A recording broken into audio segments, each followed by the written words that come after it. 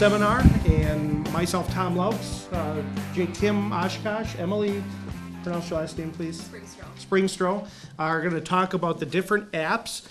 This conference originally, a lot of this information was built by David Dickinson. Wasn't able to make it at a last minute change. He's the coordinator out of Wausau. So we all kind of talked and worked together to help him out. And this literature here that I have is a lot that he came up with and worked with, and we spoke together. So I said I would help fill in, and all of us would fill in on the apps. So he had an emergency or something that he had to go to, and that's why you don't see him here today. So what I want to do is bring this information out. I try to print it. If you want copies, I gladly send it to you electronically because of, again, my printer was not behaving yesterday afternoon. So what I want to do is just, if you can read them in here, that they kind of not so good a quality. I was trying to get a hold of them again to get it a little better quality, but I couldn't get it in touch with David. So what I want to touch base with is the apps that are available on iPhone, iPad. I have the most experience with Apple stuff, and I listed what it is that you can get. How many people use their smartphone or apps on their smartphone for doing video? Okay, and I'm sure you have found some that you totally dislike and some that you do like. And how much are you spending on an app? I'm curious, is it anything that's greater than $25? Raise your hand. Okay.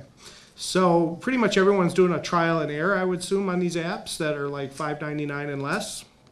So that's why we have a list here for people. So people that are using like a DSLR, David had put some of this in here, but the ones that I have really used a lot that I find very useful is called Filmic Pro. And I don't know if anybody's ever used that app.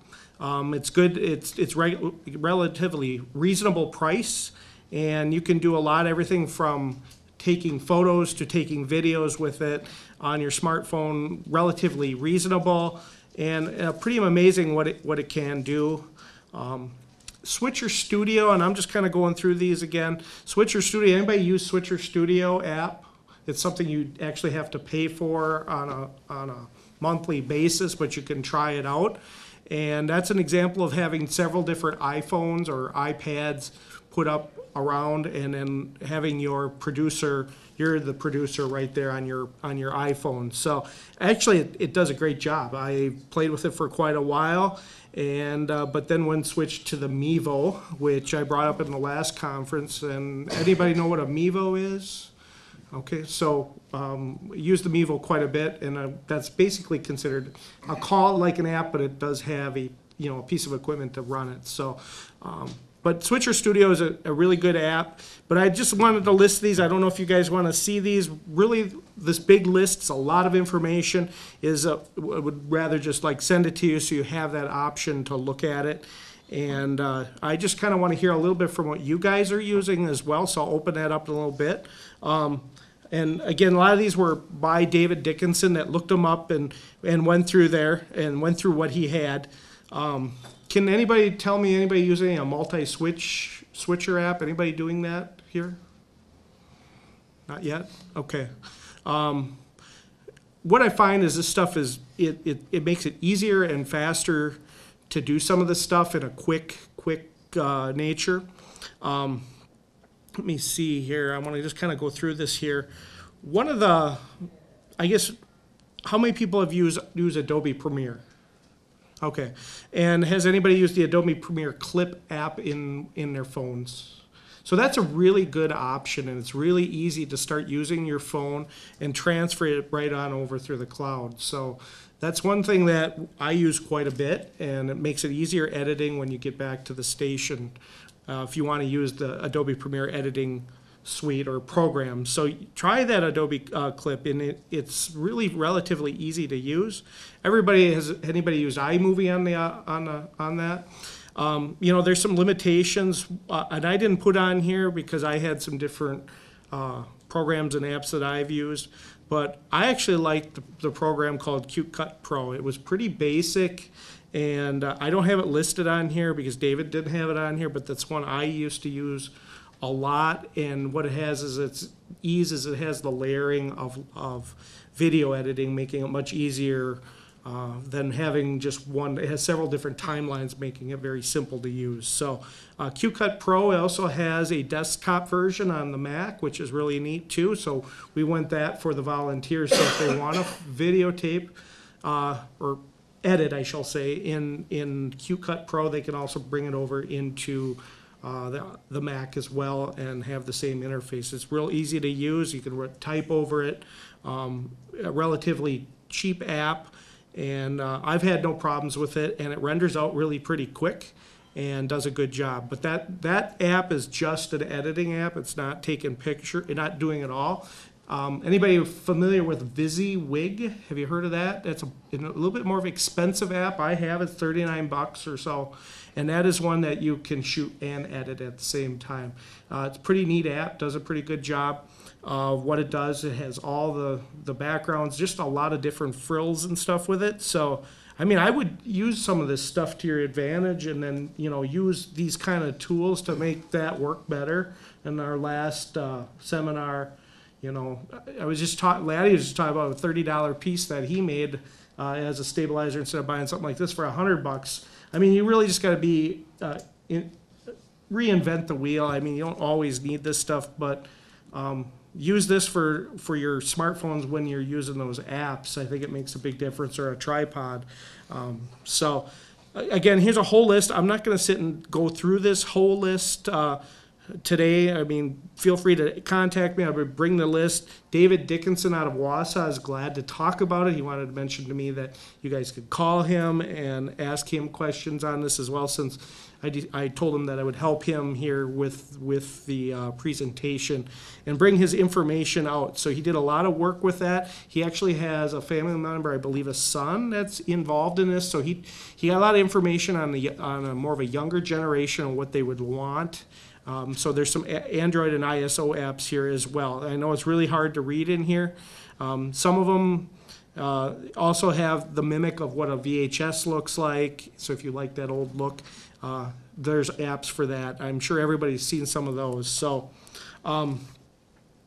just talking a little bit about what are video formats that your cell phone really films in. They're, you know, so you know what they're giving you. We put some different cell phone video formats in here for you guys, so you can see what they are.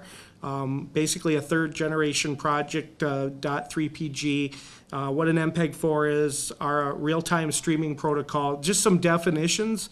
If you have some time for reading, that would help you out for video formats. We wanted to bring that to you as well. It gives you a little bit more information here. Again, back in the left side here of this presentation. Again, iMovie is pretty much a norm and easy to use. Like I spoke about before, something that the newspaper industry started with years and years ago, and just because it was probably a Mac-based thing and easy to use. So don't be afraid of it. Try it. What I want to, really the apps are the best for is to get a basic 30-second video. So if you're done with a council meeting, there's no reason that you don't have time to set up all that equipment back there. If it's not set up, they're not going to wait for you. They're going to be out. So use your cell phone. Use those apps to your advantage.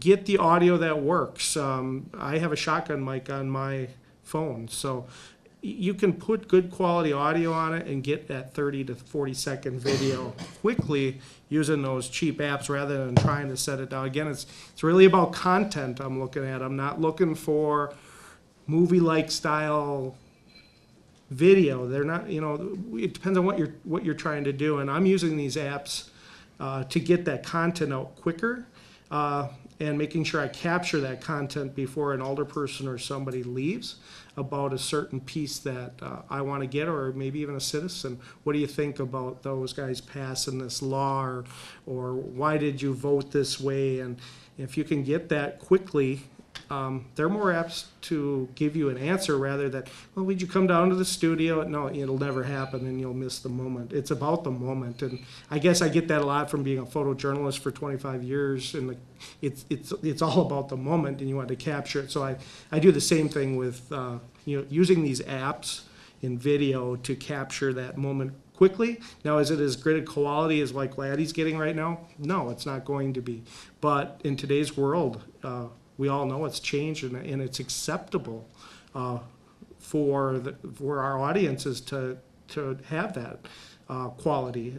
TV, yes, you can use it. Maybe use it in your bulletin board. That's where we might use it. We have an area called our shorts, and that's used in our bulletin board. So we have a 3-zone system. So not only that little video that we're doing is on apps, we're using it that way in maybe a 1-minute synopsis of what the meeting was, rather than pull out all that stuff.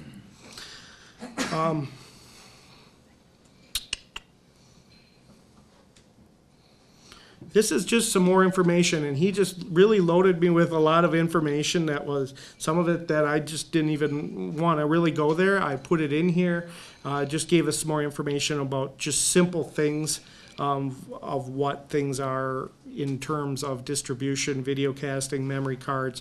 Some of this is pretty basic definitions. So I just stuck it in here so people would have that information if they want. Here's some of the apps that I use. You can kind of see that I changed from what David gave me. Like I said, I use QCut Pro, VisiWig. Video Leap is a pretty basic and really neat program and how that worked. You could put some neat stuff in there that would be some of those emoji icons, things that really work to a different audience, and we need to really work towards that audience more, but still keep in mind the current audience you have. Splice is something that I used a lot back in the newspaper industry. It was easy to use and splice things together. That's another app that's out there. It's one of the first ones. Pro Camera, Pro Movie Recorder, Pro Video Editor, those are all another set of apps through the iOS platform that are easy to use. And again, Adobe Premiere Clip. So I guess I want to add, you guys have questions on some of these apps that I can, kind of explain a little bit. I didn't want to get really in depth. I just kind of wanted to explain the apps that are out there and why I use them that way. And I think you got to use them to capture something quick and fast and not try to get bogged down in technology. Start thinking. I'm a content guy, and I want to. If you don't, you can have the best video, but the content is useless. If the content doesn't mean anything to the audience, you're wasting your time. So use these tools to gather that content quicker, faster, easier, and still do a good job, and you can bring a lot of this stuff into your current editing platforms, and there's no reason you can't use it on the cable network, use it on really any form of media. Radio stations are using Mevo a lot. A lot of radio stations are starting to use that to broadcast all their programming that they do sitting in. I'd say if anybody has a radio station at their community media center, they should be, and they invite somebody in to just do that over the air, like I don't know if, I would suggest using a Mevo and getting that pushed over Facebook and television if you can. Why not? We go to the radio now and do that. We don't have a radio station, but we partner with a local radio station, and instead of having a separate show, we bring the Mevo over there and throw that. We don't do it live just because we don't want to do that to the radio station, so we tape it, and it has a little SD card in there, and then play it back throughout the month. But we have the Wood County Sheriff, we have the Mayor, and we have Wood County Board Chairman. And it's a good way to not expect them to come again and talk about some of the same things rehashed with maybe myself. So instead of always seeing me or seeing the same person, we're able to use the radio host. And just a little bit on marketing, they help market the station as well during the live broadcast. But using that Mevo, I just sit in the background. I don't even go in there, and I can sit and look, and I can just like things in there on their desk, and it's real easy to use. So use the tools that are easy, these apps. So I guess Jake is going to talk about, and Emily, about apps that are really what governments are using for citizen engagement, citizen tools. We use them, but I want Jake to talk about them, and Emily. I actually have a question for you before we wrap up Yep. video editing stuff. Yep. For someone like me who has next to zero video experience, what would you recommend as the easiest app to use if I'm somewhere without Scott or Jake and just want to do a quick little video for Facebook? I would suggest using the VisiWig. It has everything built into it. So you have the camera built into it as well as the editing. It goes right to it. So you're not shooting on a different one and then trying to import it. It's all together. It tells you when to go to it. And then it actually, if you want to set it on an MP4, boom, you're all done. It's a little more expensive. I've had it for, I bet you, 2-3 years. And there's different versions out there. But easy, that's what you want. For somebody that doesn't have a lot of video experience, it's easy to do, and it gets you right to the simple 1 or 2 button touch. That's really what you want to do. I find it for the volunteers too to use that. That's why I went and bought another Mevo, and I find that just about as easy. But you got a multi-camera switcher here in a little box that you can walk around and still even hook up a mic like Laddie has here too, and have great audio. So I mean, I take a backpack. To me, it's backpack journalism. I was taught that back in 2003 through Gannett 2002 that this was going to happen. When I came to the station, I said, why aren't we doing this? It was never even thought about. And I'm like, well, we've been doing this since beginning, so. Quick Yes. question, Tom. With the Mevo, I don't want to get too off track on this. You can set up multiple streams with a single Mevo device? We've only done we only stream Facebook Live through Okay. it. So we haven't gone anywhere more than that, and then throw it over the station through Facebook. But theoretically, you can do the stream plus capture on the single device. Yes, you can. Right. So theoretically, then you could upload something to different platforms afterwards too. Yes. Yeah, but it records the SD card at the same time as your Facebook Live, but it's already in Facebook too. The Mevo hooks to we have a live stream broadcaster too, so that's nice. You can hook up 16 different Mevos to it if you want, and it's all wirelessly. So wow, I don't know if you'd want to control all that, but I think it'd be if you just wanted to have a dead stick camera and just have them there, you could have that. It's really for these people that are one man band, or you really want to, look at, I come from the newspaper and we had 45, 50 people in a newsroom. Well, that went down to 3 people. What are you going to do? But for example, I mean, if for like a speaker series or something like that, and you've got 2 or 3 people at a table, like Yep. you guys, set the thing up and let it roll, and you're getting 1080p Yeah. high def. Yep. And you just need to make sure you've got good audio. Yeah, and it's easy to get good audio. You can throw a mix in there and you can put it right there, and it has that much of a wide, and if you just want me talking, all you do is zoom in. You can I have 9 different presets. So it's amazing what it can do for the price of $250, and the app is free. So And then you get a battery extender. if you want $250 for that. So I mean, it's HD quality. What's a Mevo? So it's a little, let me see if I hit, If you got okay, it right yeah, it's right there. That little handheld piece is called a Mevo. It's made by Livestream. They just came out with another version several months ago, version 2. And that one goes for $250. It's the bottom one that's being held Yep, back. bottom with the It says hand. what the size is. And then in the middle is basically you're talking to it through an Apple, through your iPhone. So you have an iPhone right there. Yeah, you could Yeah, just I was Googling Mevo. Yep, Mevo's right there. Buy that thing, and you're talking to it. And I still have my other. I have a work phone, a 6S, because I like the old plug-in for the audio. Otherwise, you gotta have that dumb adapter for the another 7, and I forget my adapter. So sometimes that older phone that has that nice jack, and I think you talked a lot about those pieces. You need to have that iPhone. What I did is I had a breakout box. There's a Rode SC6, and it broke out the audio so I could get a headphone plugged in as well as my microphone plugged in at the same time. And that's the question I have is with some of the recording apps. Is I was trying to find something where I could monitor what I was recording while I was recording. And I wasn't having much luck with any of the apps with that, but sometimes I could at least set up mics beforehand, but the Filmic Pro allowed you to see metering, at least on the audio, while you were recording and stuff, and that was helpful. Theoretically, you just need another phone and then tune in. Yeah, right. To your live stream. And if you're doing Yeah. it as a streaming Yeah. site, right. Yeah, you could do that, definitely. But, you know, use the tools. Everyone almost has a phone nowadays. This top part, and this was in our other seminars, so I don't want to get into too much, but that Sling Studio, it's an app that drives a piece of equipment. You could look at this, you know, that's kind of why I fit into this.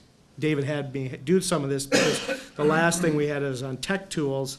I mean, that's a $900 device, but you can use the cameras like Laddie has and put as many as you want on them. But you're talking through again, an app on an iPad, but you're using better camera equipment rather than Mevo. And that's tested at a number of PEG facilities out in California. Yeah, so I'd love to hear more about it. I think it's for $990, although you got to buy modules, they're like a couple $100 for each camera. You get one with it.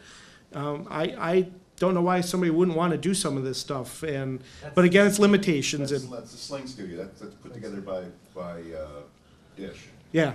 So, you know, yeah, a lot of these companies that we all deal with or don't want to deal with are making this stuff a lot because of over the top out there. People are producing their own stuff and they're doing this. The Sling Studio is created specifically to create local content. Yep. Think about that one in terms of the work that you're doing. Yep. And their test case is community softball tournaments in Mountain View, California. And the product developers with Sling actually went to 3 separate PEG channels out in California and basically gave these guys devices to rock and roll with, and they're creating local programming. Well, there's no reason why you can't do that with that type of device. Yeah, I think it's a great way to bring it out, give it to your volunteers and have fun with it and take it out, get content. But I'm just saying that with the app, you can do the same thing, and you know, one of those apps like VisiWig, like you were, and go out and do that. So, go ahead. I was just going to throw out that last fall I was at the Hyatt in Milwaukee at the My Little Pony convention, which is called the Ciderville Pony Fest. I was there with my daughter, and I became part of the video team. And we had a Mevo, and it was preset by their senior people. I had to do shows like this, and so I had the tripod set over there. I'm not familiar with their sound mixing setup, but I know they had it preset on the speakers, on each of the 3 speakers, and then they had it set up for the PowerPoint presentation. And my job as an attendant was to use the iPhone to kind of make sure I was getting what I wanted. And it was live streaming and it was recording, because sometimes the hotel internet didn't work, so it wouldn't live stream, so then they were glad they were recording it as well. But I just thought it was Yeah. the most unusual place to use. But really, it's meant for really anybody to learn. I mean, somebody like anybody at an access station could typically go there and set it up before and have not a volunteer run it, but the organization itself tape it. And that's, you know, they all have volunteers in their own area. They may not know anything about video, but there's a tool that you can get it over to multiple platforms by just providing that piece for them. We do that now. United Way, our Encourage Foundation may come down and go get that and do that. I don't have the people to send it, but I'm another piece to put it out on cable. But yeah, so you don't really need a lot if someone's setting it up for you. Right, and that's what we do a lot. So one more question back there, and I'll get to Jake here. Take all the time you need. Go ahead.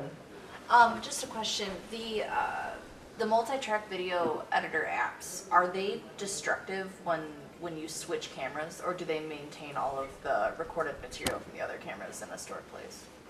From other camera sources, not just... So no, like say you had 3 Mevos and you were controlling it through one app, and say for some reason you switch to the wrong camera, and later on you want to go back and edit it for a later final version.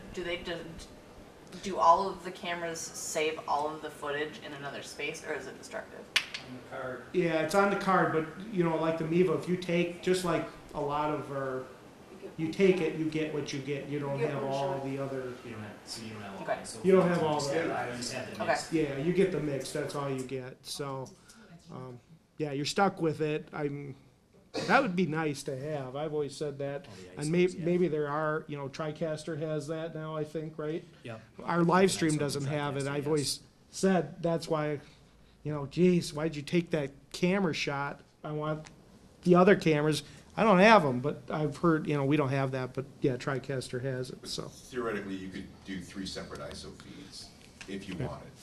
You could. I have, And then mix it in post. yep, you could. Yeah. I've never, I got another Mevo coming, but it's coming from Mevo and it's for some reason delayed. I don't know why, but we're getting it. And we just did our airport groundbreaking with us, our state senator, our mayor. I was today at 1:30 while I was actually doing it. And we watched it and it was coming over great. And it was multi-production right there outside the airport. You can't go wrong. And the audio was clear as a bell because it was windy there, but you're using that. So use that, Mike. That's essential. You can use the other one if it was here, it would be okay. Sound your hollowness, but you can get away with that on Facebook. That's the norm. TV, I wouldn't want to do that. So, but I guess Jake to talk about some of these apps that Ryan's cities got are it. using. Ryan's got a question. Oh, just keep Ryan, going. No, okay. I've never heard Gee. of Mevo, but I think it would be really great. There's a lot of LTFM stations who are looking to add more content for their Yep. access station, and I think that's a great tool. I would use it, yep. Yep, our radio station's using it because of me. Our local churches, I have 3 local churches that went to it because of the cost. I said, why go to this? You can stream at the same time. I'm not worried about it. I want you to, you're gonna go there anyway. I'm not a competition thing, so let's teach you how to use this and you buy it and but I use it, I say you can test ours first. Don't go out and buy it, see if you wanna use it. Because they're a church that's using us anyway. I just don't want them to bring a DVD anymore. I really don't. So it's more beneficial for me to have them use our equipment at first and get especially with church, we kind of go that way because we got 14 local churches that do programming. I don't have enough cameras for all that, so we want them to have their own, but we're a test site. So the Mevo is a perfect one, and I have 3 and probably now another 4 coming on board. Another one that's going to use that. And we had a snowstorm, 32 inches about 3 weeks ago, and it was every church was canceled, but the ones that did Facebook, they had over 150. The small churches had over 150 viewers on it. But that's their own. But look they use that technology that I helped them with and brought it to them. But it also helped get it to the people on the access station too. It's a win-win for everybody, and that's why I'm not looking at it as a business like, oh, you're gonna cut my throat. I just can't do that. So How much is a Mevo? $250 for the old version right now. You can get it at Best Buy or right through Mevo. Best Buy is the easiest way to get it. They don't normally carry it, but you can get it there in a day. B&H doesn't sell those. I don't know, B&H might. B&H will sell it. I bet they do. But like Full Compass, no, none of those other Go places. to ACM and get a discount from B&H. Ah, there you go. So maybe you I can didn't get say that, but an ACM member said that. Yeah, ACM, we've got a B&H discount. yeah. I didn't even know that, so maybe I'll have to be a member. I'll- maybe I'll mention it tomorrow when I'm. There we go. So yeah, use it. I think it's just nice to have and easy to use, and it saves from trying to find camera people. How about that? And we have a volunteer that's doing a concert, and she didn't have any cameramen, but she wants multi-production, and there you go. And it's worked out for her. So, all right, Jake, you're up. It's finally time. It's finally time. All right. Emily and I are here to talk a little bit about some public engagement apps that are probably more interesting to you if you're on the municipal side of things. Before we do that, Tom brought up Tricaster, so I will mention just briefly, if you are or are not using NDI at all with Tricaster, they do have an app that will turn any iOS device into a source for you while you're doing live broadcasts. So if you have an iPhone or an iPad that's connected on the same network as your Tricaster, you can map that source. Android too. And it's available for Android too now. Great. It's available as a source then to you to switch to. It basically becomes a camera. Can you repeat the name of that? It is Ndi Camera is the name of the app. It's $20, so you do have to pay for it, unfortunately. But if you have a Tricaster, we have several minis that we purchased recently. We use Ndi pretty heavily for input-output. So if it's something that that you'd be interested in, and you have an iPad already, or you're more interested in buying a $900 iPad that you can multi-use instead of a $4,000 camcorder, it's something that on a smaller budget could be very useful to you if you're a Tricaster user, like we Does it are. record on your iPad? See, he knows. I don't know. Record The Tricaster. It just Tricaster itself. it becomes a Wherever else switchable. the NDI goes. Right, it becomes a switchable source, basically. You're just adding another camera. It's not a recording source necessarily, but parades, sporting events, crowd shots at a sporting event, instead of dragging a camera and a tripod down in front of a crowd, you hold up the tablet that's connected on the same network as your Tricaster, there's your crowd shot, instead of having to drag a tripod and a camera around. You can stream to Facebook Live and YouTube right out of a Tricaster. The Mini's got an encoder built in.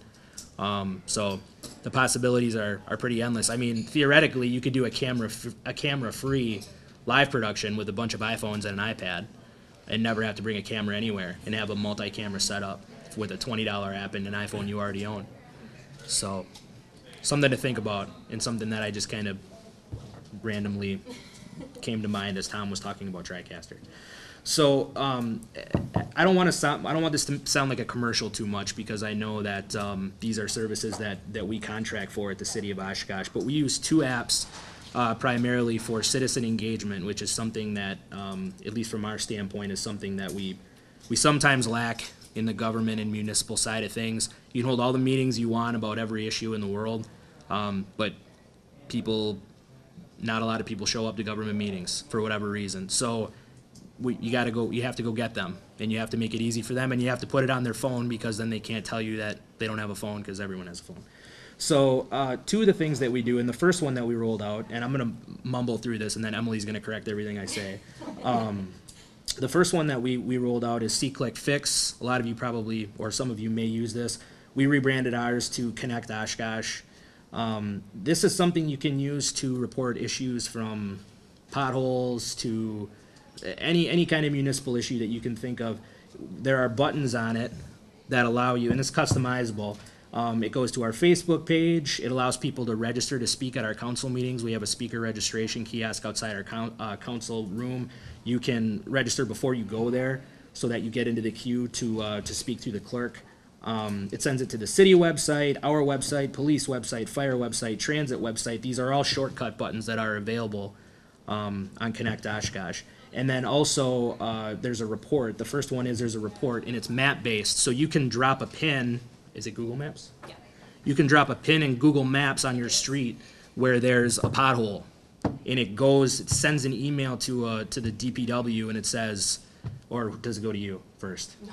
Tony first? There's a designated person, so Okay. depending on what department or what the issue is, so if you're walking on the sidewalk and you see that there's a trip hazard there and it's a safety issue, you can report that, and that will go to whatever department is associated with that. So it could be Public Works, depending if you're in a park and the grass is really long, it doesn't look like it's been cut, and that makes you angry, take a picture of it, drop a pin, and the Parks Department will receive an email. So each department has a designated person that gets those notifications, which really makes it a lot more streamlined and a lot easier, because in the past I would get a lot of those calls, our main line would get a lot of those calls, city manager's office would, and sometimes those things would get lost, because you take a message, you write it down, and then somehow it gets missed, and then that person never has their problem solved.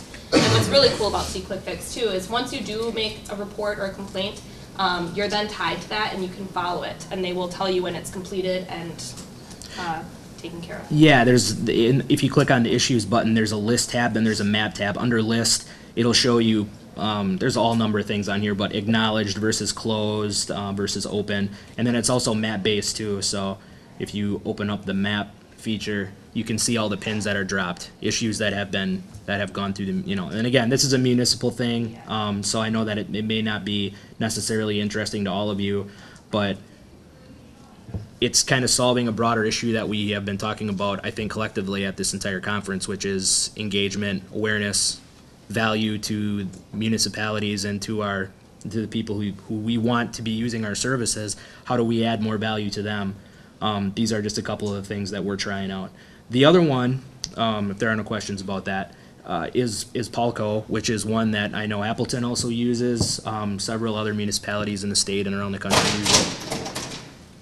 See, now, if they rip the carpet off of that, because this building is owned by the city, you can go on See Click Fix and drop a pin on that and tell them that the carpet at the convention, the brand new carpet at the convention center has now been ruined, and we need to call Maco's and have them come back and fix that. The other one that we use is Palco, and that is strictly a citizen engagement app where Emily is the point person for that, and it's basically a survey app to simplify it. It's much more complex and useful than that, but you can post all of the questions on Facebook you want and wonder where the people who are answering the questions are coming from. Do they actually even live in your community? Are they just trolling? What Palco does is it uses mapping and zip codes to identify whether these people belong to your municipality. So are these the people you want to be hearing from? You can tailor the demographics all the way down to a neighborhood, I think. Yes. To certain extents. It's a way, we use it to get input on our parks, all different number of issues. So every Thursday an email will go out with the next questions, and Emily is kind of the point person on that, so I'll let her take over, but it's been useful so far. Yeah. Well, we signed on in January, so it's only been about 4 months that we've had Palco. And so for those of you who are involved in your communications departments for your municipalities, this is something that you might be interested in. I believe our contract was $6,000, if I'm correct in thinking that, I don't remember. But yeah, our city manager decided to hop onto this because we were having a major issue with public input. And at the time, we were having a really major issue with public input on the topic of the golf course and the Oshkosh Court. So if you haven't heard of that whole string of story, you can find it online. But it was a very polarizing item of discussion here in Oshkosh, and the public input meetings were not, I guess they weren't 20, 50 people. The best not well word for it. attended. Yeah, and I think something that I've seen working in the city is you get those squeaky wheel people that are loud and kind of bullying other people at these public input meetings, and we've seen it at ones that we've had in the last couple of weeks too. Is you get one person that is very vocal, and the other people that might have a differing opinion will either kind of stand back or be afraid to voice their opinion in person at a public meeting. So this has been really a great tool for us to capture those quiet people that either don't have time to go to those public meetings or are afraid to share their opinion and have their name attached to it.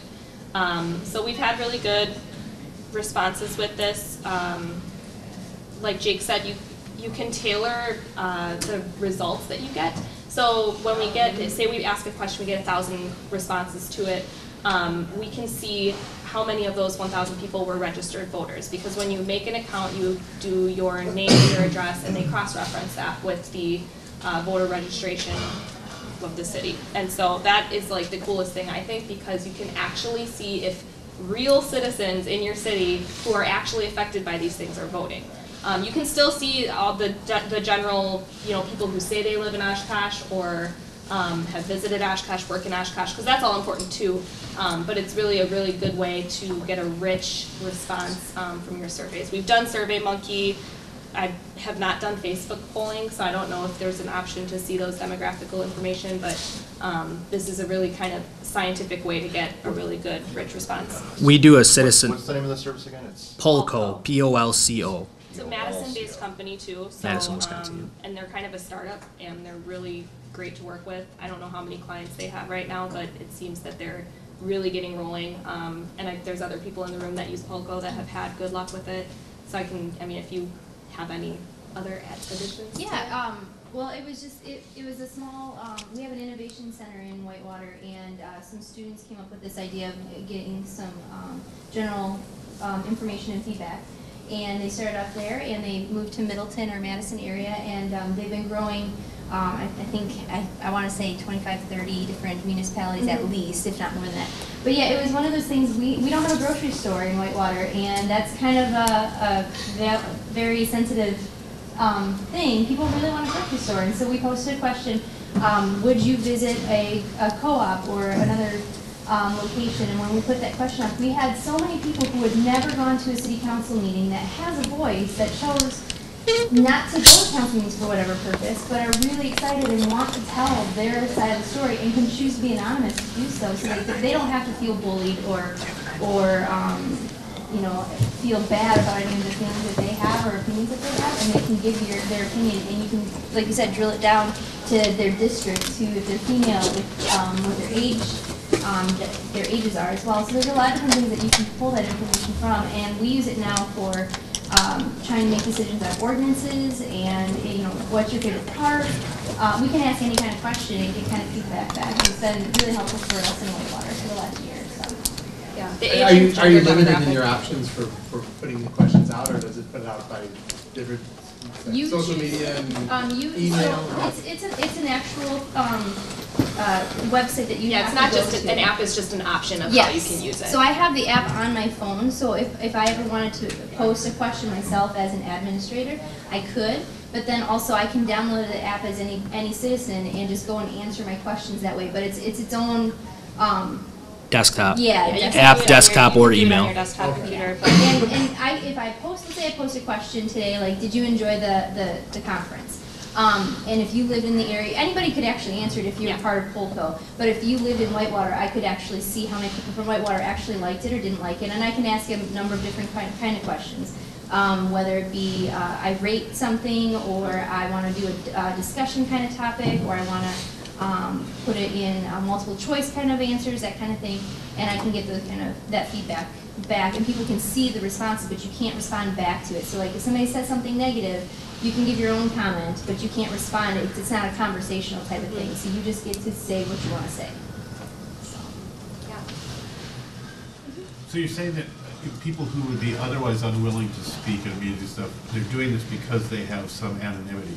But I guess the question is there identity verification from the municipality side?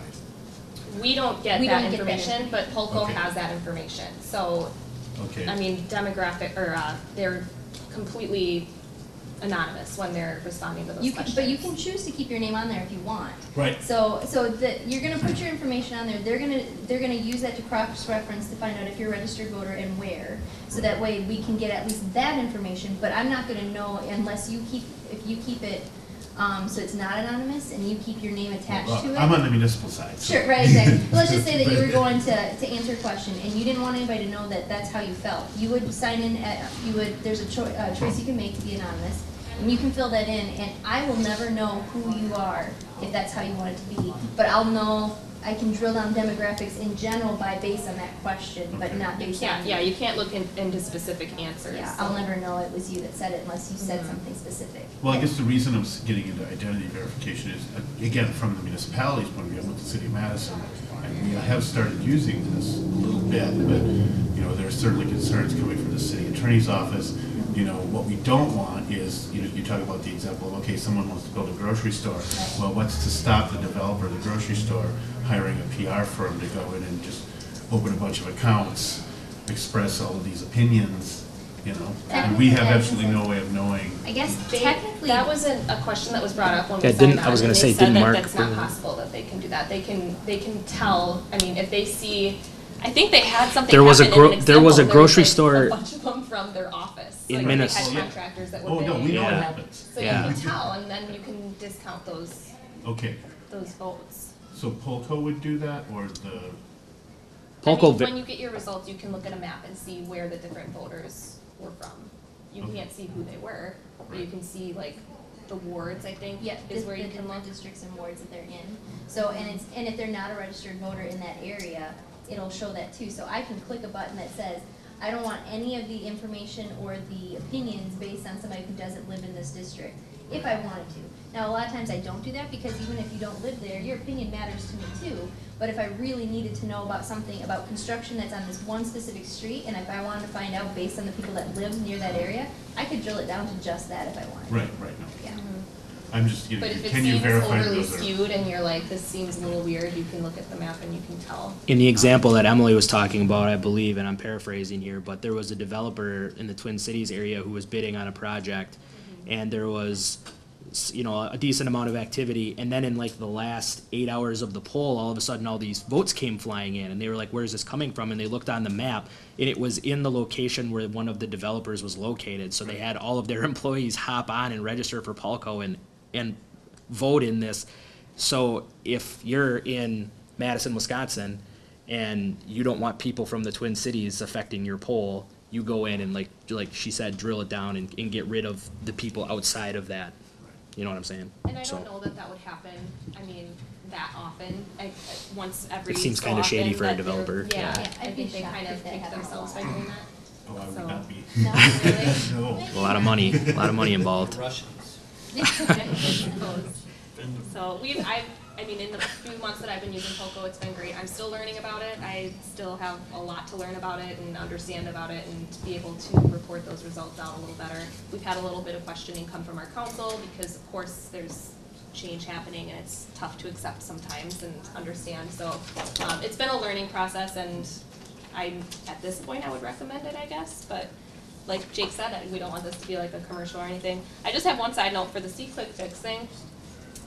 It was kind of a cool thing for us because it was like a mini website. So what started out as a way to report problems became the Oshkosh app in a way. So it was kind of nice to work our way around creating an app from scratch. And now we have the Oshkosh Connect Oshkosh app, and it's just a hub for all of the websites and everything that you can use on your phone rather than having to go to the city website and Zoom wait because it's not responsive yet, and It's a portal. It's been kind of a cool thing. Yeah. It's a portal to police, fire, transit, us, everybody.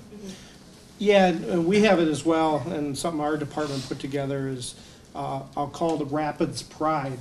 So we wanted to push it beyond just the grumbling of potholes, and so we have things on our Rapids Pride that we worked with our GIS, to have restaurants, transportation, gardens, recreation, entertainment.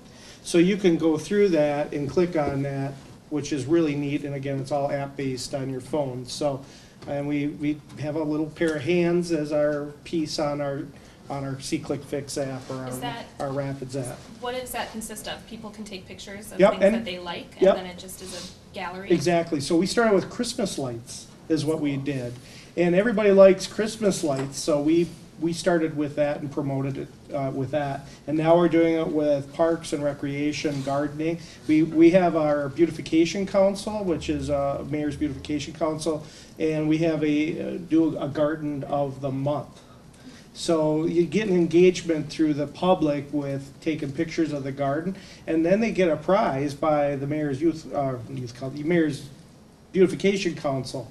So it's just and then that's how Rapids Pride came about, and then we designed the logo and thought about how to use it and get GIS involved with this too. So we use ArcGIS in here as well, and that's what we're using our mapping, so. Something different, because you didn't want so much, we had so much negativity going on it. We said, oh, we gotta do something about that. And we actually don't like we don't brand it as C-Click Fix. We try to really, our app is more Rapids Pride.